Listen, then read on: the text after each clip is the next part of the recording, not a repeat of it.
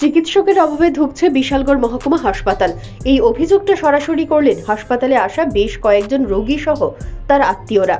চিত্রটা সোমবার সকালের। রোগীর ভিড়ে গিজগিজ করছে বিশালগড় মহকুমা হাসপাতাল, তবে দেখা নেই চিকিৎসকের। এক কথায় বিশালগড় হাসপাতালে পরিষেবা রীতিমতো তলানিতে। বিধায়ক সুশান্ত দেব বারবার হাসপাতালে পরিষেবা সঠিক করার উপর জোর দিলেও কে শোনে কার কথা? ঘন্টার পর ঘন্টা রোগীরা দাঁড়িয়ে, অথচ পরিষেবার নামে মিলছে তাদের বাবাজিকা ঠুল্লু।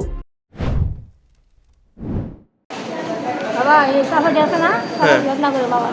কোন সময় আইছেন? 7টা। 7টার দিকে? হ্যাঁ। ডাক্তার এখনো দেখাইছেন না? না না, কি কয়?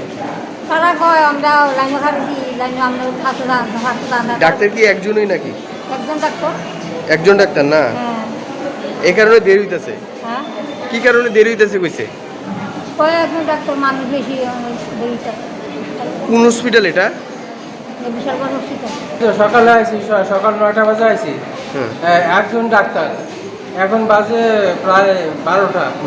আর আজকে সারাদিনও মনে শেষ হইব না। এখানে কি ডাক্তার নাই না? ডাক্তার একজন ডাক্তার। আজকে যে এত ভিড় কারণ কি? এই ডাক্তারের কারণে নাকি? ডাক্তারের সমস্যা, একজন ডাক্তার উনি কি করবো? একজন ডাক্তার মানে হাজার হাজার রুগী।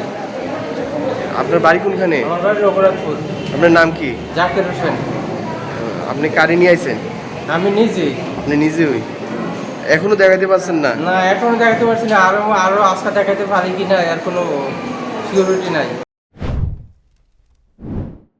রাজ্যে স্বাস্থ্য পরিষেবার মান উন্নয়নের জন্য বর্তমান মুখ্যমন্ত্রী প্রতিনিয়ত চেষ্টা চালিয়ে গেলেও মহকুমা হাসপাতালগুলোতে এই পরিষেবা থেকে বঞ্চিত হচ্ছেন অনেকেই।